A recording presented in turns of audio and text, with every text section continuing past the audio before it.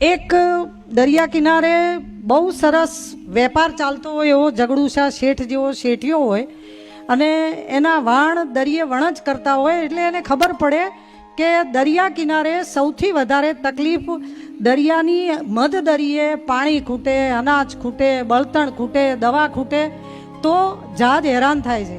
એટલે એમણે એવું નક્કી કર્યું કે હું એક સહારા નામનું જહાજ ફરતું કરીશ અને એ જહાજમાં બધી જ જીવનની રસ્તાની જરૂરી વસ્તુઓ છે. એના ઉપર એણે એક ભગવી ધજા લહેરાઈ, ધજા ઉપર સહારો લખ્યું અને કોઈ પણ જહાજને કંઈ પણ વસ્તુ ખૂટે એટલે થોડાક જ મહિનામાં બધા જહાજને ખબર પડી ગઈ કે આ સહારાનું જહાજ છે.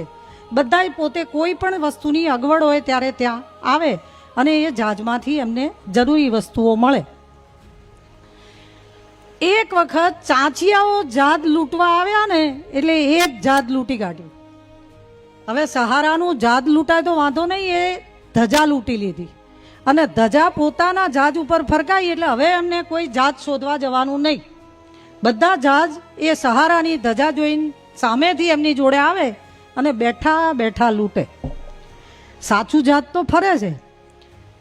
જીવન દરિયાએ આ સંસાર સાગરમાં જહાજ લઈને ફરતા આજના આપણા મનુષ્યોની આજે ધર્મ સંસ્થાઓ બાબતે આ જ દશા છે.